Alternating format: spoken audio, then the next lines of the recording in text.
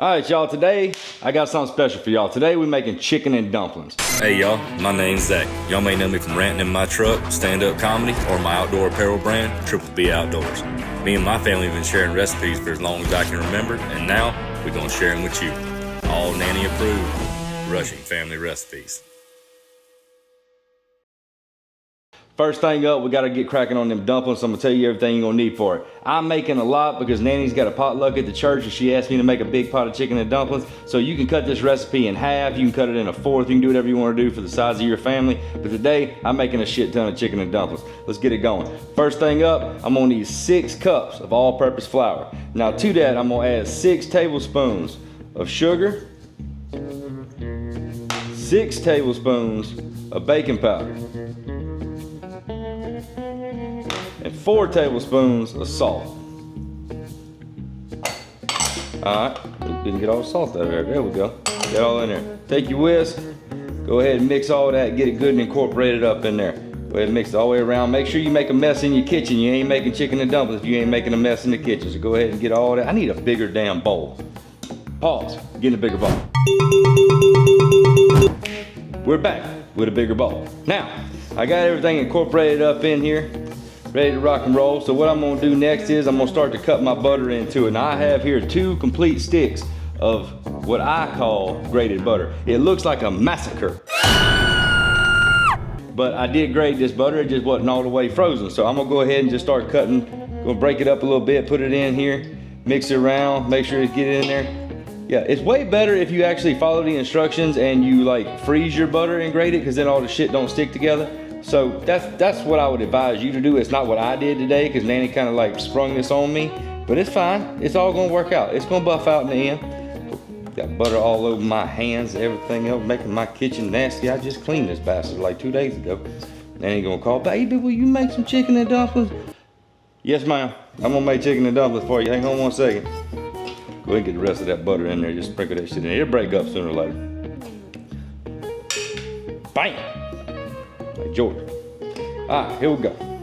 Cut all that butter into your dough, just like that right there. 2 full sticks of butter. Now, once you get all that incorporated, what I want you to do is make it, first off, you gotta get all the little butter crumbles out of your whisk. That's important. That need to stay in the dough, not in the whisk. Anyway, you're gonna create you a little bit of a, I'm gonna say a cavity right here in the middle. Now, there's no reason in going getting another bowl and cracking eggs in that and dirtying up another dish. So what we're gonna do, go ahead and just crack you 2 eggs. Both 2 of them, Daddy, both 2 of them. Right down here in the middle, just like that, right there. Wipe my hands off. Now I want y'all to take y'all's whisk. I just want you to start whisking right there in the middle. Creating your little scrambled egg pocket right there in the middle. There you go. You start incorporating a little bit of flour into it like that right there. Now, once you get your eggs good and beaten right there in the middle, now I want you to take 2½ cups of buttermilk. Pour right there in that same little cavity, just like that. Get that over to the side, along with 2 capfuls of a white vinegar. Very important, gives it a little bite. Start mixing, just all around real slow. You're gonna get a really shaggy dough when it comes to this right here. All right, you're not looking for cake batter or anything like that. You're looking for a real shaggy dumpling dough. Just keep working, it takes a little bit of time. Clean out your whisk, go right back into it. Make sure you get all that dry flour incorporated in it. It will come together. It don't look like it right now, but it's gonna come together. There's gonna come a point in time too, I'm gonna have to get my hands dirty, which is why I took off my watch. Okay, and I believe we've just about reached the time, because when it's doing that right there in the whisk, that just goes to show it's time to go ahead and get your hands dirty. So go ahead and get all the stuff out your whisk. Clean all that off, get all that out of there. Yes, my hands is clean too, not to mention it's my damn kitchen. Y'all keep, stay to yourself in the comments. Get in here and just mix it up. Here we go. Get all that dry stuff incorporated in it. Clean off your fingers. Like I said before, y'all, I'm making a big batch. You don't have to make this much. I'm doing this for a reason. Cut this recipe in half, cut it in thirds, cut it in whatever you want to. Cook for the amount of people that you have. I'm cooking for half a damn Mississippi, apparently. You're gonna need this for probably, I don't know, 5 minutes maybe, just until all that loose powder is incorporated up in the dough. After that, we're gonna set it over to the side. I'm gonna show y'all where the real fun starts. So I'll be right back with y'all. All right, y'all, been kneading for about 5 minutes. That right there is what you want. Just a good old-fashioned, just a soggy, saggy, floppy dough. Take this right here, set it over to the side, wash your hands, get your pot out, we finna get cooking. All right, I told y'all I'm making Trip, get out the kitchen. My puppy wants to hang out. Anyway, I told y'all we're cooking a shit ton of chicken and dumplings. Well, that requires a big ass pot. I just got this. I'm really excited about this pot. First thing first, go ahead, get your heat cranked up on it. You wanna put it on about a medium heat. First thing we're gonna do, add 12 cups of heavy cream. That sound like a lot, I know, but trust me, you only need 12 cups of heavy cream in this dish. There's 8,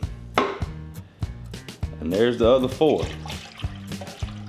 Now, you want to keep this on about a medium heat because the last thing you want is to burn some kind of dairy.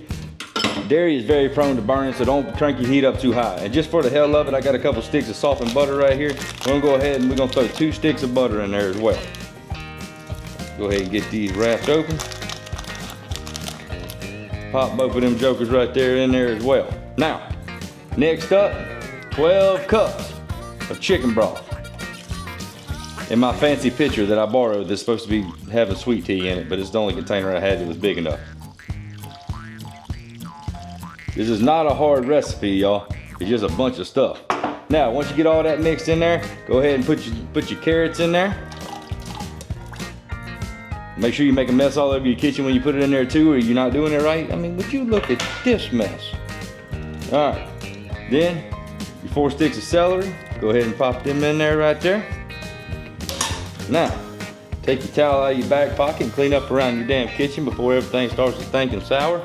And last but not least, while we waiting on that thing to come up to boil, prior to all of this, I had boiled 4 chicken breasts and 8 chicken thighs.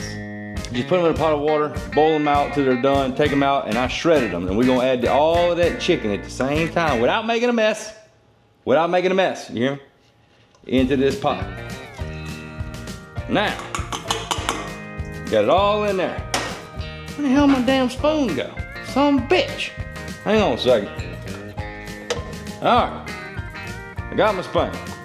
Give this all a really good mix in here. Make sure everything's kind of incorporated, a lot of things coming up to temperature.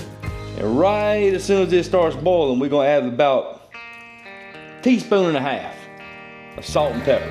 After that, just let it cook. We're gonna let it cook for about 15-20 minutes. You want them carrots and them celery to get real soft, and you want all them flavors to get in there with that chicken. So just go ahead and just do that right there. Let it sit. You can put a lid on it if you want to. I always leave mine off until it starts boiling, then I'll cover it up. I'll be back with y'all when we add and stuff. All right, y'all, we're just before coming to a boil right now, so I'm gonna go ahead and I'm gonna put a couple of cracks of pepper in here. Get a little bit of flavor in there. I'm gonna add a couple cracks of this salt. Make sure it's good and tasty. And then this right here is the key to it. This Morton's Nature Seasoning. All you're gonna do is just do this to what your heart desires. Put you a little bit of that in there. Stir it up. It's just now starting to come to a simmer. So we're gonna go ahead and incorporate that flavoring in there real quick. Cover this lid up. Stir it about every 5 minutes. Let it go for about 15. Take one of them carrots out. Take one of them celeries out. Taste it. As long as they're soft, you're good to go. Next up, we're gonna throw them dumplings in there and get to rocking. All right, y'all. We got our broth and everything simmering. We're getting them damn carrots and them celery real tender. In the meantime, we're gonna go ahead and get our cutting board here. I threw some flour on it to kind of make sure everything don't stick, and we're gonna go ahead and roll that dumpling dough right out onto this damn floured surface right here. Now, it is 100% up to y'all about how y'all want to do this. You don't have to do it any kind of certain way. You can take it and just push it down with your hands, but you want to get it, look at me making a damn mess already. You want to get it to about 3/4 of an inch thick. That's where I like it. About 3/4 of an inch thick. Some of that flour There we go. Just like that right there. Now, once you get it to this point, it is perfectly fine if you just want to take and pull you off about a dumpling about that size and just set it right there. That right there works absolutely perfect, and that's exactly what we're gonna do today. Now, my fancy people out there, when it's in this situation, if you got a pizza cutter, shoot that shit up. Cut it all different directions. Make your own little designs in it. Hell, you got a cookie cutter, put snowmen in there. I don't care. But right now, all we're gonna do is we're gonna rip one off about a tablespoon size, and we're just gonna set them all out right here, get everything ready. Cause we finna be adding these to these pot here shortly. And once we do, we're gonna take a little cornstarch, mix it with some water. We're gonna thicken up that broth. It's gonna be time to eat. All right, y'all, we've been on a simmer now for about 15-20 minutes. At this point, I'm gonna get you to turn down your fire to about a low to medium heat. And you got all your dumplings already separated out, torn off, looking real rustic and elegant and all that type of stuff. So we're gonna start dropping these jokers in here. Now I'm gonna say, just to make sure that they don't stick to each other, I'm gonna say drop about, I don't know, 7, 8, 10, something like that, depending on how big your pot is.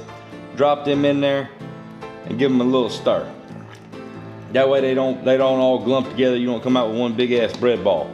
But just do that and repeat that process over and over. They're gonna plump up, they're gonna float, they're gonna soak up a lot of that juice, and they're gonna soak up a lot of that flavor. So pop you as many dumplings in there as you want to. Me personally, I don't think there could ever be enough dumplings in chicken and dumplings, because whenever I eat it, I always find out that I run out of chicken and I run out of dumplings, and I try not to make that a reality when it comes to when I make it.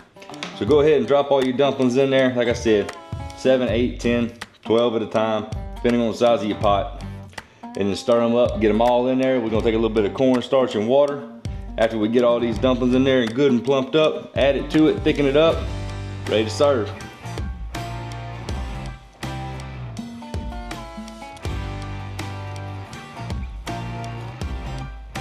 All right, y'all. We took about a tablespoon and a half of cornstarch, put it with about 2 or 3 ounces of water, mixed it in there, thickened it up, and y'all, we are good to go. This right here is the exact consistency that you want. This right here is the exact consistency that you want. Good, hearty chicken and dumplings, plenty of chicken, plenty of dumplings. I don't know a better Southern food. I really don't. This is one of my all-time favorite recipes right here.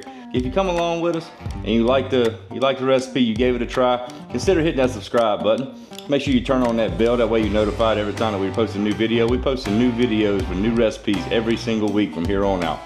I love it when y'all come into my kitchen and let me share my Rushing family recipes with y'all. This recipe book means a lot to my family. I hope it means a lot to you as well.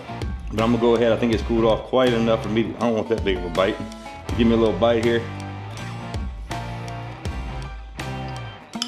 And it's perfect, just like Nanny used to make. Y'all come on back through. Can't wait to see y'all next week. I'm finna go eat this up and get me some sleep. Love y'all to death. Shit. Right there in the middle.